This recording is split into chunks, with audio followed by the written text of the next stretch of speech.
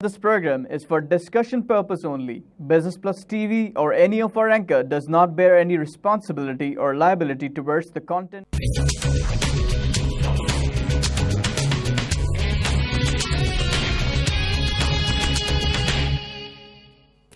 अस्सलाम वालेकुम। 23 मार्च स्पेशल के साथ मैं हूं आपकी होस्ट महानूर अली। जी हां, 23 मार्च ये वो दिन था जब कहते हैं कि शायर मशरिक अल्लामा इकबाल के ख्वाब को अमली ताबीर मिली और मीनार पाकिस्तान पर 23 मार्च 1940 को करारदाद ये पास हुई, जिसके बाद आज हमें आज़ादी मिले हुए 70 साल हो गए। लेकिन एक सवाल माजी के हर साल की तरह हमारे पास या हमारे जहन में आता है कि क्या इस आज़ादी से हमें वो सब मिला जो मिलना चाहिए था, और अगर नहीं मिला तो इसका सबब क्या है? इन तमाम सवालों के जवाबात आज के जो हमारे मेहमान हैं उनसे हम हासिल करेंगे। हमारे साथ इस वक्त मौजूद हैं आज़ाद बिन हैदर साहब, एडवोकेट हैं और दानिश्वर हैं, अदीब हैं, डबल गोल्ड मेडलिस्ट हैं, और इनकी क्या क्या अचीवमेंट्स हैं ये सब आप जब इनसे मिलेंगे तो इसके बारे में जानेंगे भी। और इससे पहले भी हमारी इनसे मुलाकात हो चुकी है और उस सिटिंग में हमने ना सिर्फ इनके रोज़मर्रा की ज़िंदगी के बारे में जाना बल्कि बहुत कुछ मैं इनसे सीख के भी गई थी। और आज इंशाल्लाह जब उठेंगे तो 23 मार्च के बारे में जितनी डिटेल इनसे हम ले सकते हैं जरूर लेंगे। अस्सलाम वालेकुम आज़ाद साहब, कैसे हैं आप आज़ाद साहब? पहले तो बहुत शुक्रिया आज़ाद साहब कि आपने आज हमारे लिए आज के अहम दिन पे जिसकी अहमियत का शायद हमें उस तरह से अंदाज़ा नहीं जो आपको है, क्योंकि आपने तहरीक आज़ादी में जिस तरह से हिस्सा लिया या कहना चाहिए कि आप उसका हिस्सा बने रहे और आज तक आज़ादी के बाद भी आप पाकिस्तान का हिस्सा हैं, और जिस नज़र से आप देखते हैं और समझते हैं शायद हम सबको उसका अंदाज़ा नहीं है। तो मैं चाहूँगी पहले तो आज़ाद साहब आज के दिन की जो अहमियत उस पर तो हम बात करेंगे, लेकिन इसके पस मंज़र को आप हमें बताइए कि क्या पस मंज़र है और क्या उस वक्त एक माहौल था या एक जज्बा था जो पाकिस्तान बनने का ख्वाब जब हमारे सामने कंप्लीट होता हुआ नज़र आया तो हमने सब ने फील किया। देखिए, ये 1000 साल तक मुसलमानों ने बड़े आसान तरीके से हिंदुस्तान पर हुकूमत की जी, और उन्होंने अक़लियतों का पूरा पूरा ख्याल रखा।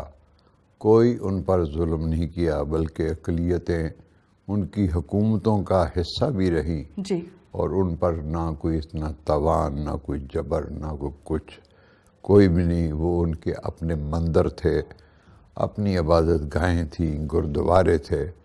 बल्कि टीपू सुल्तान जैसे लोग जो हुए हुक्मरान, वो अपने इलाके की हदूद में हिंदुओं को मंदिरों की जगह अलाट करते थे, उसको तामीरात का फंड देते थे, और उनके जो इबादत गाहों के रखवाले होते थे या उनके मंत्री होते थे उनको वजीफ़े भी देते थे।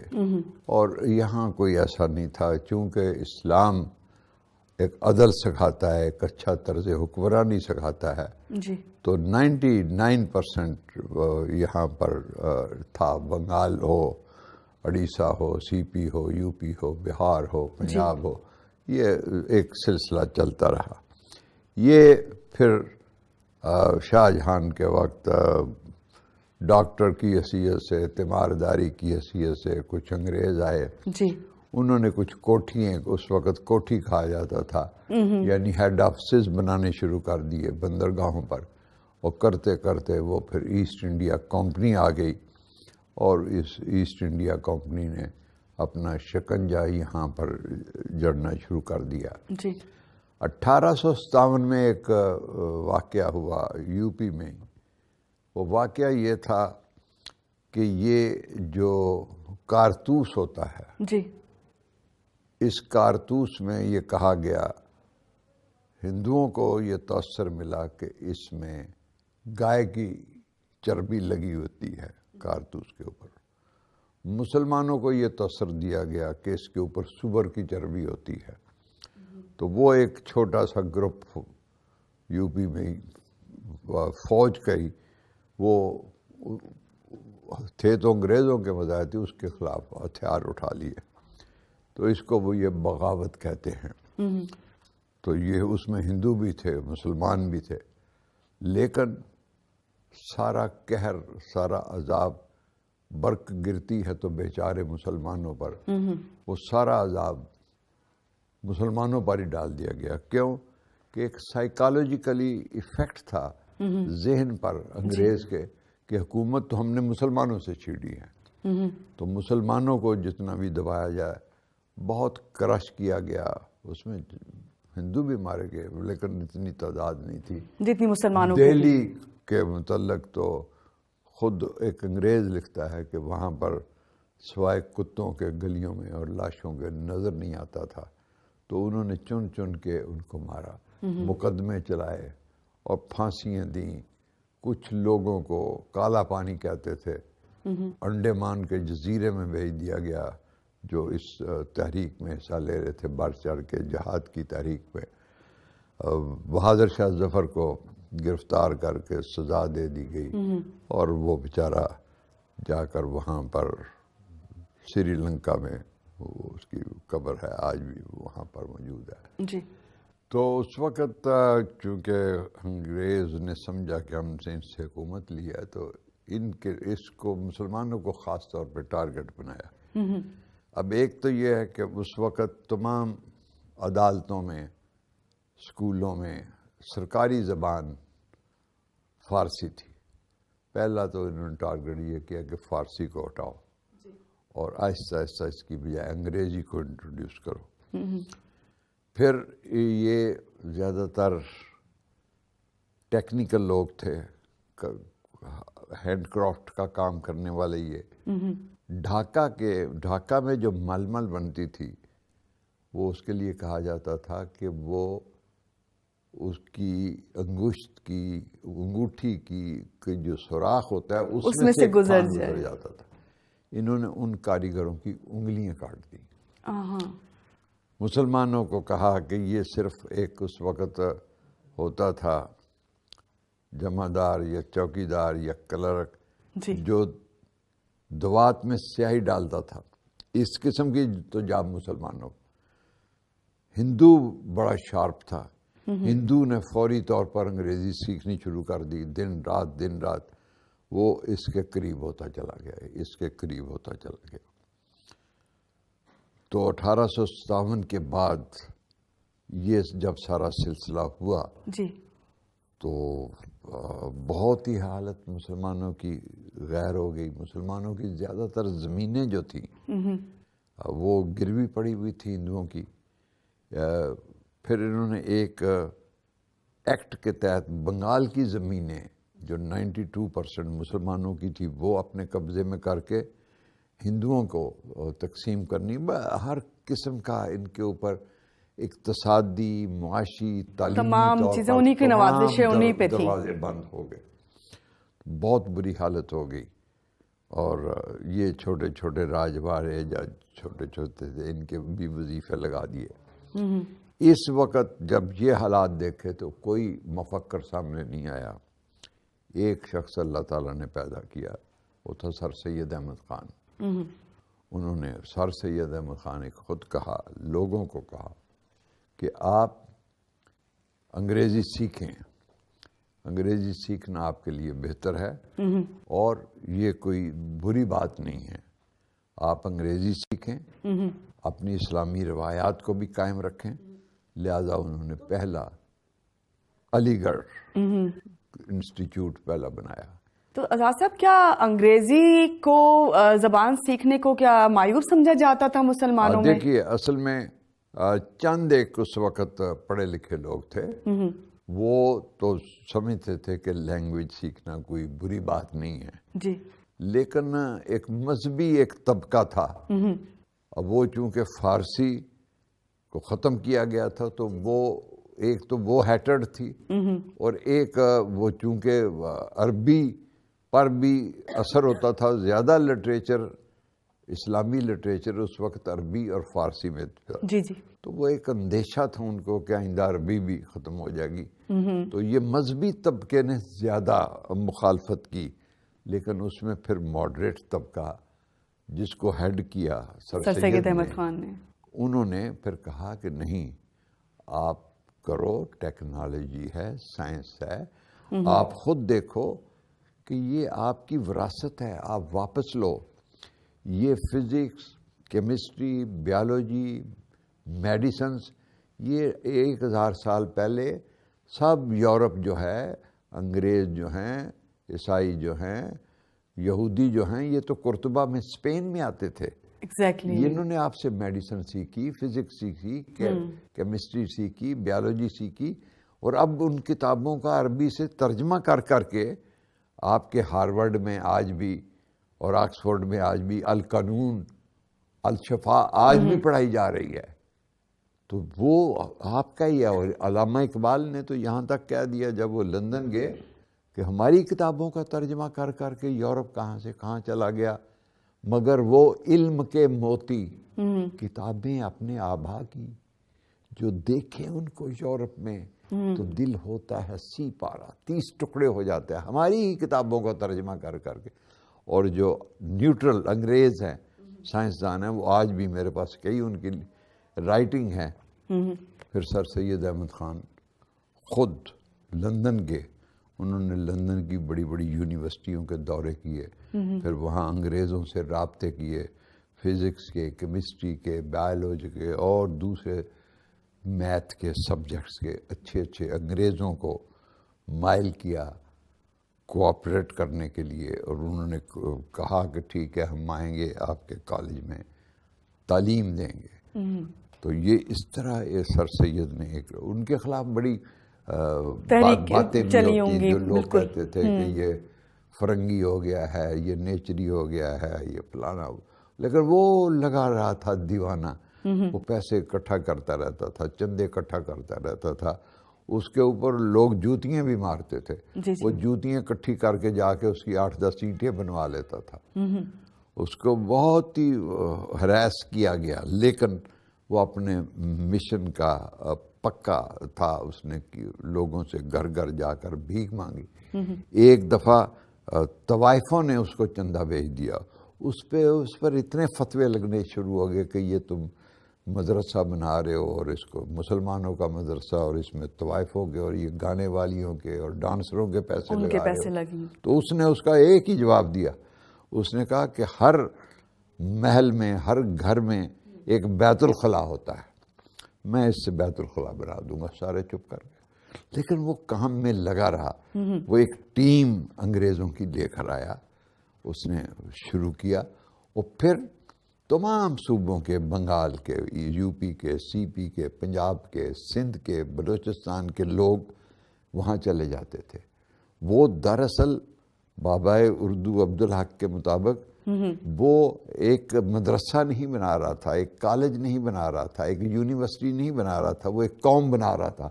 کیونکہ جب بنگالی، پنجابی، اردو اسپیکنگ سارے اکٹھے کرکٹ کھیلتے تھے، کھاتے تھے اکٹھے، وہ ایک کلچر ڈیولپ ہو رہا تھا. صحیح.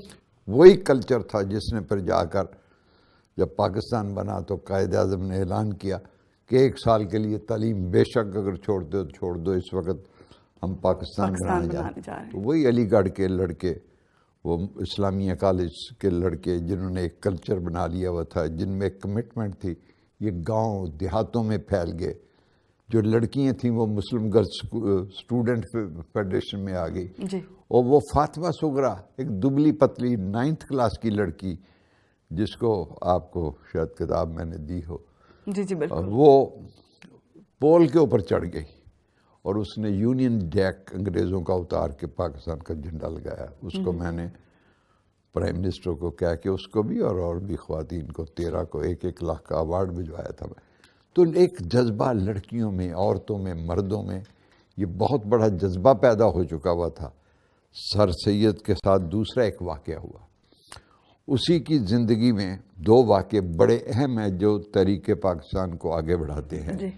ایک تو یہ کہ بنارس میں یہ کمشنر تھے، وہاں کمشنر تو وہ تھا شیکسپیئر، یہ وہاں پر قاضی تھے عدالت کے. تو وہاں پر انہوں نے کہا کہ اب یہ اردو کی بجائے ہم دیوناگری یعنی ہندی ٹائپ کی سکرپٹ یہاں استعمال کریں گے. تو شیکسپیئر نے ان کو بلایا، جو کمشنر تھا بنارس کا. اس نے کہا یہ کیا ہونے جا رہا ہے؟ تو اس نے کہا کہ بات یہ ہے کہ میں تو ابھی تک کہتا تھا کہ ایک دلہن کی 2 آنکھیں ہیں، یعنی ایک مسلمان ہے ایک وہ ہیں. لیکن اب میں یہ نہیں کہوں گا، اب بہت کچھ ہونے جا رہا ہے اور اب یہ دونوں قومیں اکٹھی نہیں رہ سکیں گی. آگے آگے دیکھیے ہوتا ہے کیا. اس سے پہلے ایک واقعہ، بڑا تاریخی واقعہ ہے جو نئی نسل کو پتہ ہونا چاہیے. جی بالکل. کہ 1857 میں جب یہ کہتے ہیں غدر اور ہم کہتے ہیں بغاوت، جس کو اس نے پھر کتاب بھی لکھی، اسباب رسالہ اسباب بغاوت ہند. وہ ایک انگریز تھا، بہت بڑا مفکر تھا. وہ انڈیا آیا جب یہ پورا قتل و غارت اور گھر گھر میں ہولی کھیلی جا رہی تھی، مسلمانوں کو قتل عام کیا جا رہا تھا. اس کا نام تھا جان برائٹ.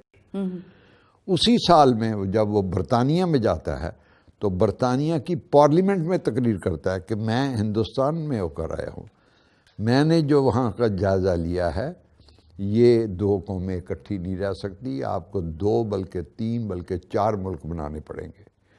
آگے چل کر کیرو اس وقت دنیا کا بہت بڑا پامس تھا. کیرو کی منہ سے بات نکلی ہوئی، وہ ستارہ شناس بھی تھا. وہ آدمی کے وہ نکال کر حساب سے تو یہ بتلاتا بھی تھا کہ کیا ہونے جا رہا ہے. اس نے 1925 میں کہہ دیا تھا کہ 25 سال کے اندر اندر بھارت جو ہے یہ 2 حصوں میں تقسیم ہو جائے گا. یہ ساری چیزیں ہوتی گئی. تو وہ دوسرا واقعہ یہ ہوا کہ اسی کے دور میں ایک کانگریس بنی، آل انڈیا کانگریس. جی. اور اس کا جو جنرل سیکرٹری تھا وہ لارڈ ایکٹیو ہوم تھا، ہیوم HUME ہوم. وہ جنرل سیکرٹری بنا اور انہوں نے کہا کہ یہ دانشوروں کی، انڈیا کے دانشوروں کی، پڑھے لکھے لوگوں کی ایک جماعت ہے، کلب ہے. تو اس نے فوراً ٹوکا، مسلمانوں کو کہا کہ کانگریس میں کوئی آدمی ممبر نہ بنے، یہ خالصتاً ہندوؤں کی جماعت ہے، اس سے دور رہو. اب لوگ دور بھی ہیں، اب کیا کریں. تو اس نے جڑ پکڑ لی کہ اصل میں دنیا میں کہیں انقلاب لانا ہے تو وہ ایجوکیشن سے آتا ہے. صحیح. اس نے فوراً آل انڈیا محمڈن ایجوکیشنل کانفرنس بنا دی.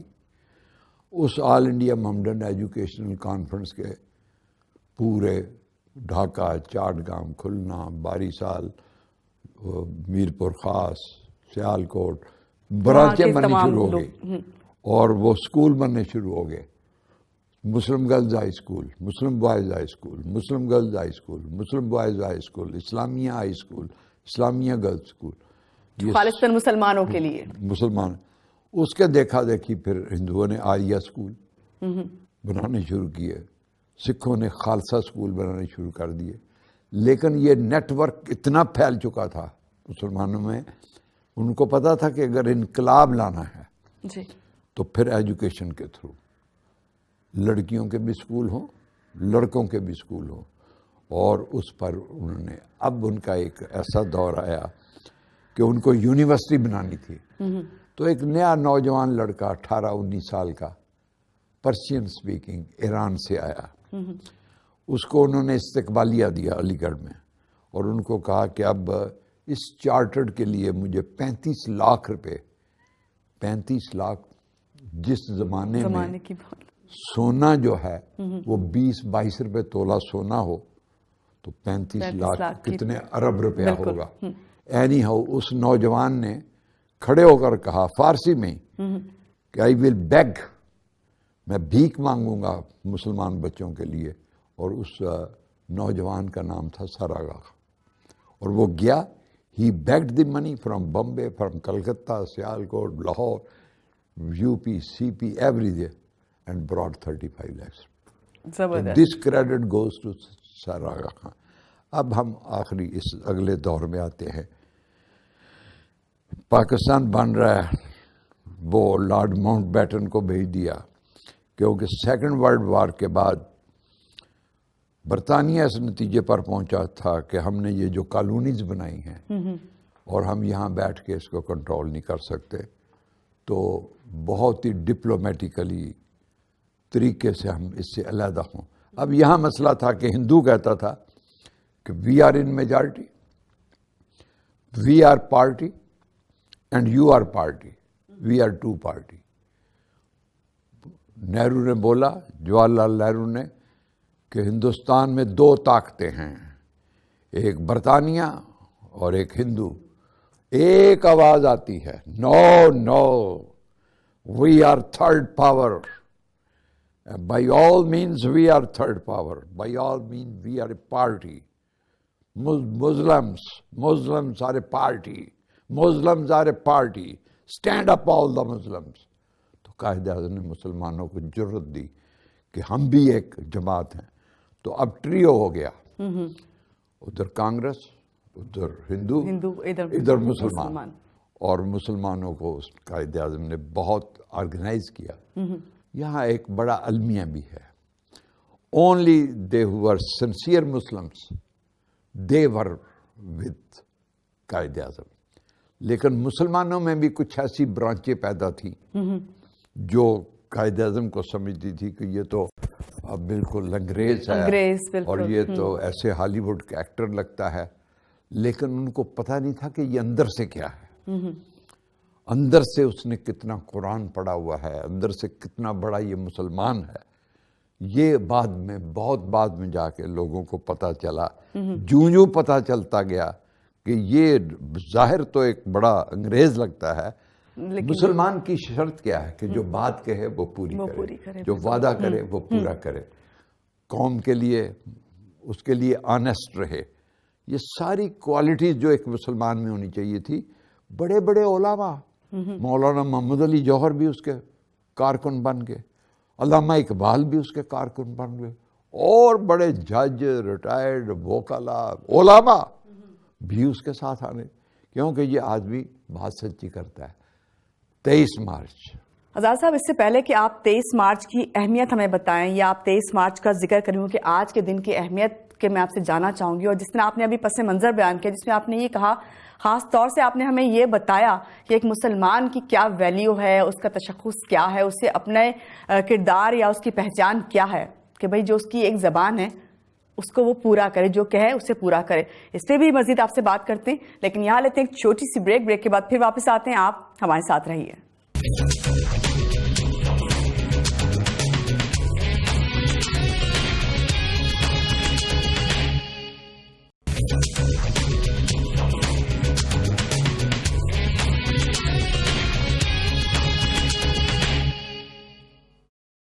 جی ویلکم بیک، آپ دیکھ رہے ہیں بزنس لنچ، اور آج 23 مارچ اسپیشل ہے، اور جس میں میرے ساتھ آزاد بن حیدر صاحب ہمارے گیسٹ ہیں، اور میں بریک سے پہلے آزاد صاحب نے ہمیں 23 مارچ کے حوالے سے اس کا پس منظر بتایا، لیکن اس وقت ہم جاننا چاہیں گے آزاد صاحب آپ سے کہ 23 مارچ کی آخر اہمیت کیا ہے۔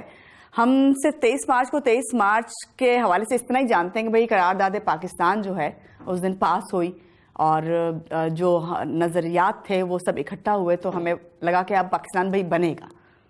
اس سے زیادہ ہمیں نہیں اس کے بارے میں معلوم۔ اس میں علامہ اقبال نے 1930 میں الہ آباد میں جو خطبہ صدارت دیا تھا، اس میں انہوں نے یہ ایک تجویز رکھی تھی کہ جن جن صوبوں میں مسلمانوں کی تعداد زیادہ ہے وہاں پر مسلمانوں کو حکومت بنانی چاہیے یا بنانی دینی چاہیے، یا ان کی تجویز ہے۔ اب یہ 30 کے بعد یہ خواب تھا، لوگ کہتے تھے کہ علامہ اقبال کا ایک خواب تھا، 23 مارچ اس خواب کی تعبیر تھی۔ صحیح، لوگوں کو وہ تو بنیں گے، کہاں بنیں گے، کیا ہوگا۔ اس پورے دور میں جتنی بھی تقاریر ہوئی، اس میں مولانا محمد علی جوہر کی جو بیگم تھی، جو مرکزی کمیٹی کی بیگم مولانا محمد علی جوہر، ان کے منہ سے یہ قرارداد کی حمایت کرتے ہوئے لکھا کہ آج ہم پاکستان کی حمایت کر رہے ہیں، یہ قرارداد پاکستان ہے۔ حالانکہ ایک اور بھی اس کا پہلو ہے، پاکستان کا لفظ پورے برصغیر کے تمام انٹلیکچوئلز میں چودھری محمد علی تھے جنہوں نے اس کا نام پاکستان رکھا تھا۔ پے سے پنجاب، اس میں الف لیا، پاک لیا، کاف سے کشمیر، سین سے سندھ، تان وہ لیا، تو اس طرح پاکستان ایک انہوں نے خاکہ دیا تھا۔ تو وہ تھا، لیکن آفیشلی نہیں تھا. آفیشلی پہلی دفعہ 23 مارچ کو بیگم مولانا محمد علی جوہر نے کہا کہ ہم اب پاکستان بنانے جا رہے. لیکن یہ جو 24-48 گھنٹے تھے یہ بہت ہی خطرناک تھے کہ پتہ نہیں کہ اس جلسے پر کیا ہو جائے.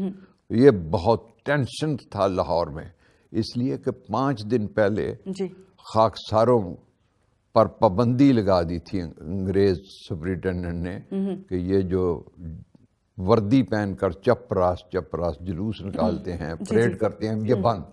لیکن انہوں نے پھر بھی کی.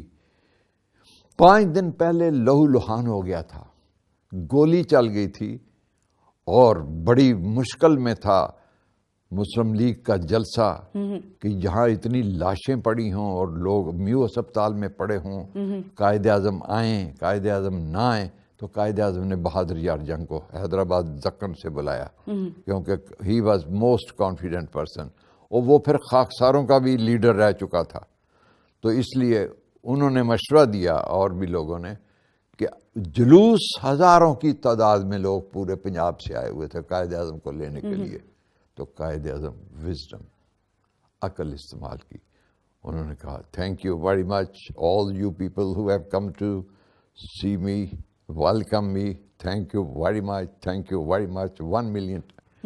پھر وہ چپ کر کے ٹرین سے وہ نکلے اور ڈائریکٹ میو ہسپتال گئے. اور جتنے زخمی تھے خاکسار، حالانکہ ایک خاکسار نے ان سے پہلے حملہ بھی کیا تھا لیکن اس کا براڈر وین تھا.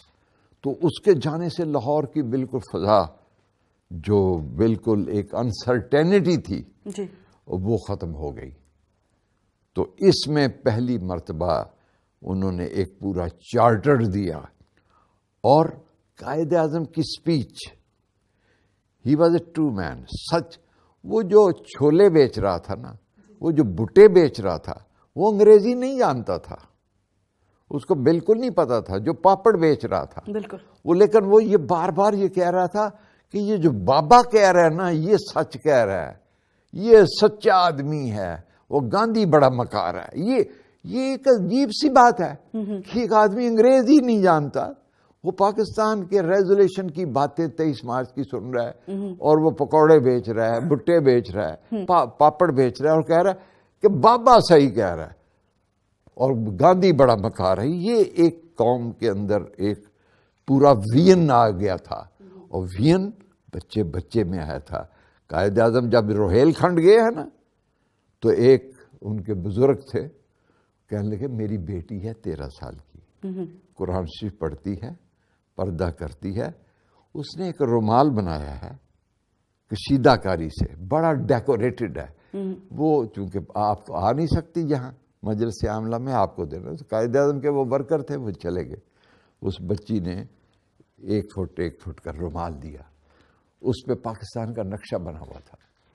قائد اعظم نے اس کو جیب میں رکھا، اور جب ماؤنٹ بیٹن سے ملاقات ہوئی تو کہنے لگے mister Mountbatten, you are putting such kinds of allegations upon me that I am misguiding the nation, the Muslims, that it will be a Pakistan.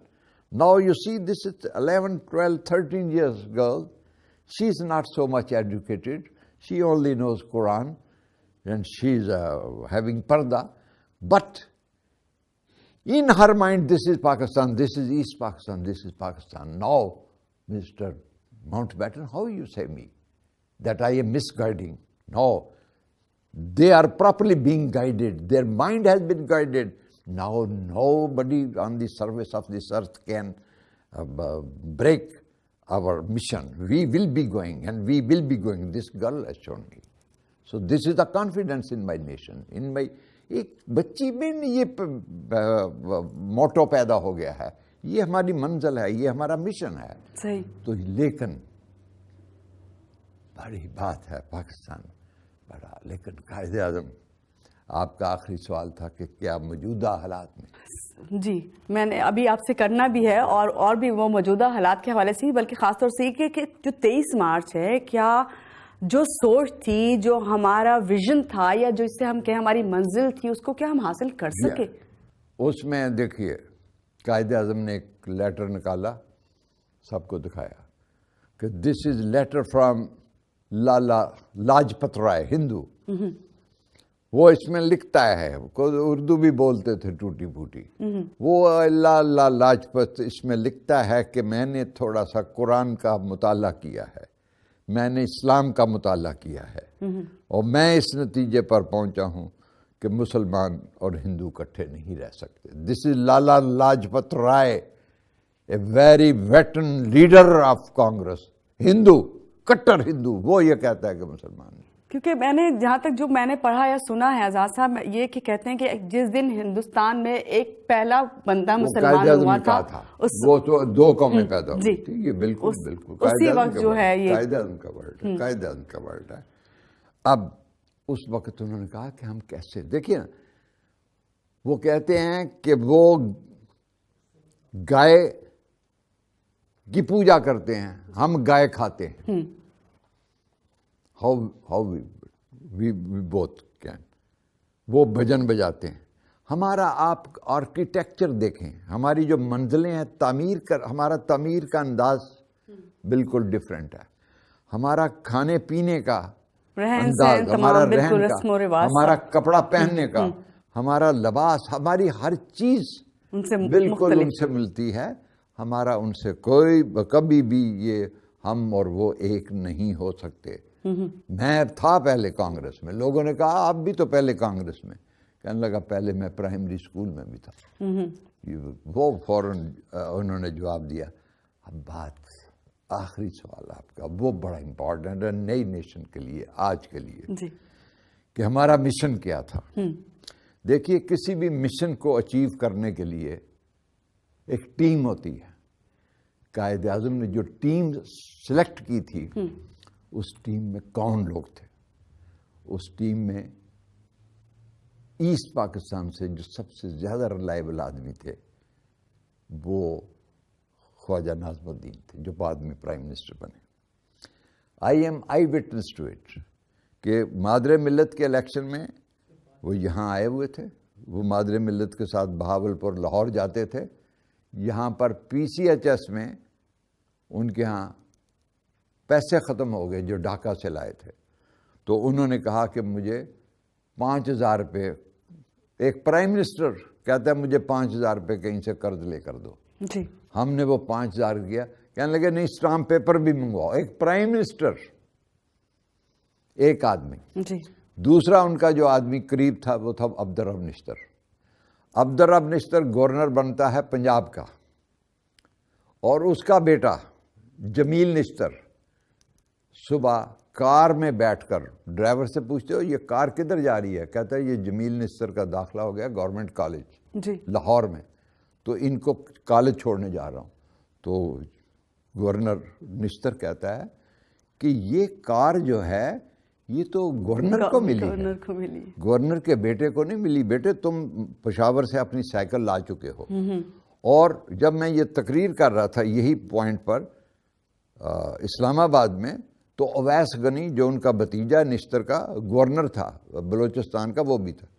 تو وہاں پر ذکی صاحب کھڑے ہو گئے, فارن سیکرٹری جو تھے, کہنے لگا آزاد صاحب بات ٹھیک کر رہے ہیں, جمیل نشتر ہمارا کلاس فیلو تھا اور سارا لاہور دیکھتا تھا کہ گورنر کا بیٹا سائیکل پہ آ رہا ہے اور سائیکل پہ جا رہا ہے. جو سب سے بڑا جس کو رائٹ ہینڈ ہم کہتے ہیں, جیسا نہ مہاجر کل پیدا ہوا نہ ہو سکتا ہے, اور وہ میرا آئیڈیل ہے, وہ ہے لیاقت علی خان. لیاقت علی خان شہید ہوتا ہے, پرائم منسٹر آف پاکستان. اس کی شیروانی مسز نتھینیل CMH میں اتارتی ہے. شیروانی میں پیوند لگا ہوا ہے. پاکٹ کھولتی ہے, پاکٹ میں ایک پاکٹ سائز کا قرآن شریف ہے. شیروانی اتر گئی, قمیض اتری, قمیض کا کالر چینج ہے. Prime minister of Pakistan. پھر وہ دوسرا وارڈ بوائے آ گیا میل. جب اس نے آخری اس کے موزے اتارے ہیں نا لیاقت علی خان کے پرائم منسٹر کے, تو موزوں میں بھی پیبند لگے ہوئے. نتھینیل اپنی ڈائری میں لکھتی ہے میں رو پڑی کہ یہ پرائم منسٹر آف پاکستان. اور پھر جب یہ پتا چلا کہ وہ تو 1150 روپے بینک بیلنس چھوڑ کر گیا ہے, اس نے تو یہاں اپنا مکان نہیں لیا. اس نے کہا جب تک ایک ایک مہاجر کو کلیم نہیں ملتا میں کلیم نہیں فائل کرتا. وہ تو یہاں پر اس کی بیوی لیاقت علی خان کے پاس مکان نہیں تھا. تو پھر آزاد صاحب آج یہ لوگ تھے. اور قائد اعظم کی آخری بات, قائد اعظم کا سگا بھائی علی احمد جناح, جس کو میں جانتا ہوں, یہاں کھارا در میٹھا در میں رہتا تھا, وہ سنڈے کو ملنے آیا. یہ جو ربانی ہے نا چیئرمین, جی اس کا والد عطار ربانی تھا قائد اعظم کا سیکرٹری. اس نے کہا آپ کا بھائی آیا ہے علی احمد جناح, نیچے لکھا ہوا ہے بردر آف قائد. یہ بات سننے کی ہے نئی نسل کو. تو اس نے کہا اس نے ٹائم لیا ہے؟ کہنے لگے نہیں. اس نے کہا آج سنڈے ہے تو فارغ ہوں تو میں بھی چلا جاؤں. کہنے لگا جو ٹائم نہیں لیتا میں نہیں ملتا, اس کو واپس بھیجو. پھر جانے لگے, کارڈ واپس منگوایا, اوپر کارڈ دیا برادر آف محمد علی جناح, اور کہو کہ اس کو بولو کہ جب تک میں گورنر ہاؤس میں ہوں تم ادھر کا رخ نہیں کرنا. ان کا بھانجا, سگا بھانجا برسٹی کی بمبے سے یہاں آیا, اس نے کارڈ بھیجا, میں کرٹسی وزٹ آیا ہوں, کرٹسی وزٹ. اس نے کہا ٹھیک ہے 2-4-5 منٹ دے دو اس کو 5 minute, I am very busy. کہنے لگے بیٹے کیسے آئے گی؟ اس نے کہا سر میں نے برسٹی کر لیا, وکالت وہاں بمبے میں کر رہا ہوں, میں چاہتا ہوں کہ کراچی آ جاؤں. او کراچی آؤ گے, لیاقت علی کے بانجے کی وجہ سے تمہیں بڑے بڑے کیس ملیں گے, اس لیے تم آنا چاہتے ہو. When you are going back, میرا کوئی رشتہ دار یہاں آ نہیں سکتا. فاطمہ جناح ہے, وہ میری لک آفٹر کرتی ہے, اس کو میں کوئی عہدہ نہیں دوں گا کبھی بھی نہیں. بس وہ میرے ساتھ جاتی ہے, غرارے شرارے پہنتی ہے, بس کچن میرا دیکھتی ہے, میری بہن ہے, میری ماں کی جگہ. صحیح. میں کسی اپنے آدمی کو, لیاقت علی خان کے بیٹے کو, ان کی 2 بیویاں تھیں, ایک بیٹے کو یہاں کے ایک بزنس مین نے نارتھ نظم آباد میں ایک انڈسٹریل پلاٹ دلوایا. The moment it came into the knowledge of Liaquat Ali Khan, وہ اب قوم کو یہ بتا دے میڈم کہ بھارت نے اس ہمارے پاکستان جو قائد اعظم کا پاکستان تھا 75% اس پہ قبضہ کر چکا ہے. 56% ہمارا ایسٹ پاکستان پر قبضہ ہے, ٹوٹ گیا ہے. ہماری ڈلیکیاں بھی ہیں, لیکن آج انڈیا اس کے اوپر قبضہ ہے. ہمارا 6% ہمارا صوبہ تھا, آئین میں لکھا ہوا ہے جونا گڑھ ہمارا صوبہ تھا, اس پہ ان کا قبضہ ہے.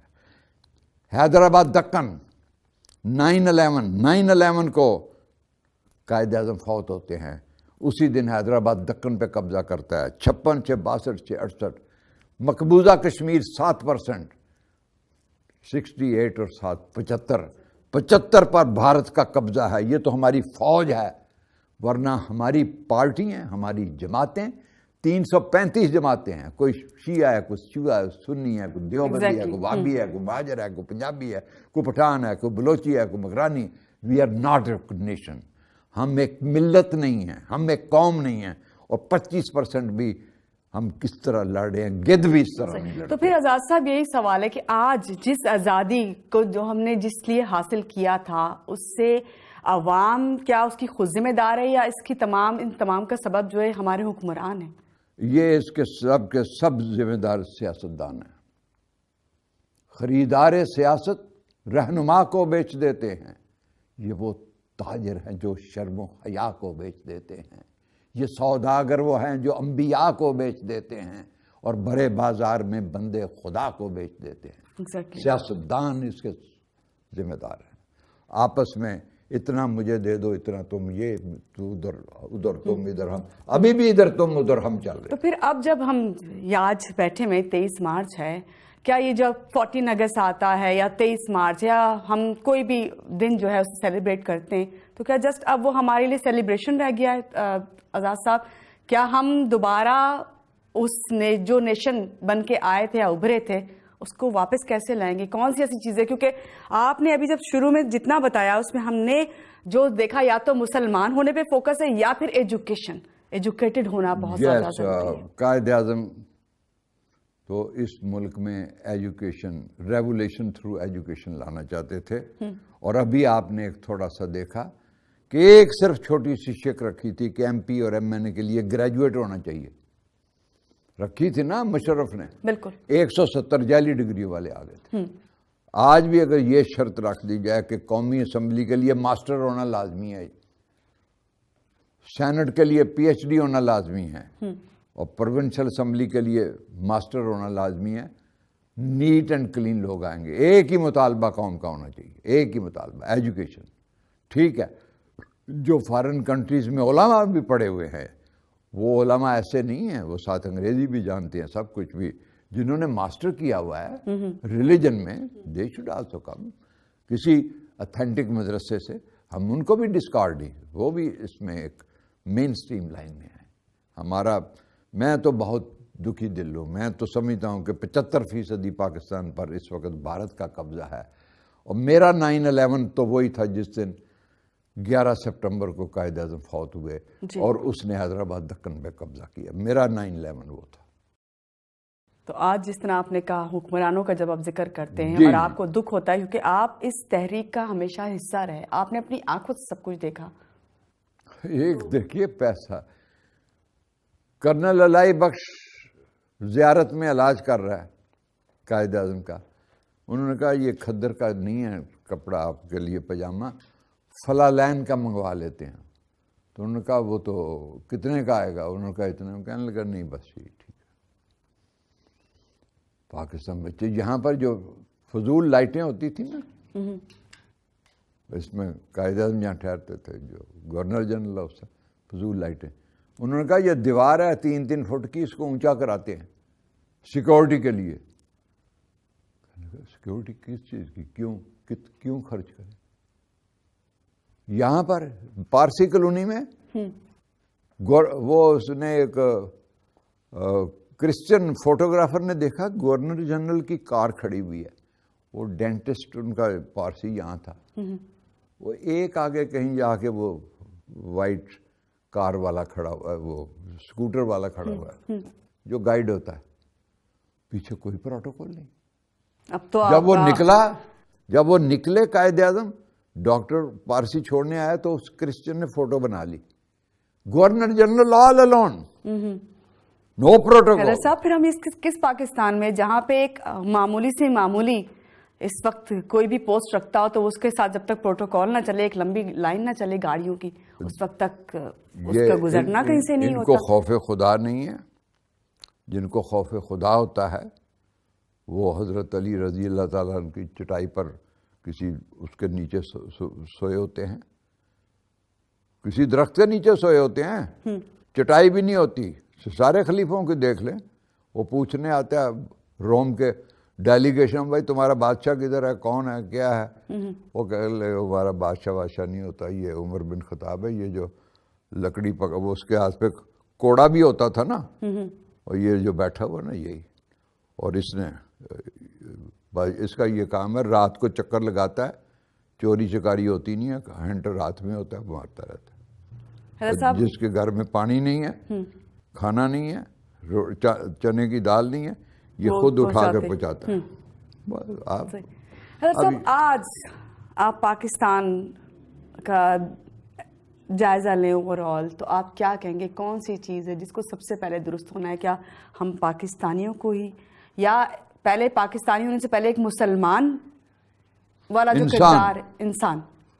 دیکھیے یا ایھا الانسان, قرآن نے بھی, حضور کا آخری خطبہ بھی جو ہے وہ انسانوں سے کرتا ہے. انسان بنیں گے تو مسلمان اچھے بنیں گے.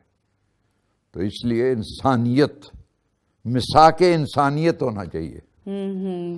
جب جمہوریت مساک جمہوریت جو ہے وہ پن پے گی اور اس میں ہم اسٹرانگ ہوں گے. کیا میسج دیں گے آج کے دن کے حوالے سے ہم سب کو؟ آج کے دن کے حوالے سے یہ ہے کہ ہماری پوری نسل مایوس نہ ہو. اللہ تعالیٰ آپ ہی میں سے ایسا ایک گروہ پیدا کرے گا, آپ آپس میں ملیں, بیٹھیں, مثبت قسم کی ڈائلاگ کریں اور سوچیں. آج اگر ایک شہر میں سے سوچنا, اور یہ یاد رکھیے کہ کراچی نے ہمیشہ گائیڈ کیا ہے، کراچی ہی نے آپ کو ڈاکٹر قدیر خان دیا ہے، کراچی ہی نے آپ کو جاوید میاں داد دیا ہے۔ کراچی میں بڑا ٹیلنٹڈ ہے، بڑے نیک لوگ ہیں، ان کا پالیٹکس سے کوئی تعلق نہیں تھا۔ جو ہی یہ پالیٹکس میں جاتے ہیں وہ پھر ایک دوسری گروہ بندی شروع ہو جاتی ہے۔ اب پالیٹکس ہو کر ایز اے انسان، ایز اے مسلمان، ایز اے پاکستانی اس وقت ایز اے سماج، دیکھیے دنیا میں کراچی میں جی وہ مقام کسی کو بھی نہیں ملا جو عبدالستار ایدھی کو ملا، تو عبدالستار ایدھی کا بھی ایک رول تھا۔ یہ وہی بات آپ کی کہ انسانیت، انسان بننا۔ بہت شکریہ آزاد بن حیدر صاحب، آج کے پروگرام میں آپ نے ہمیں ٹائم دیا اور اتنی اچھی باتیں ہمیں بتائی، خاص طور سے 23 مارچ کی اہمیت کا احساس دلایا۔ اور ناظرین آپ کو یہاں پہ یہی کہوں گی کہ جس طرح بھی آزاد بن حیدر صاحب نے یہی کہا ہے کہ مایوس نہ ہو، خاص طور سے نوجوان نسل، کیونکہ مایوسی کہتے ہیں کہ کفر ہے۔ اسی بات کے ساتھ ماہنور علی کو دیجیے اجازت، اللہ حافظ۔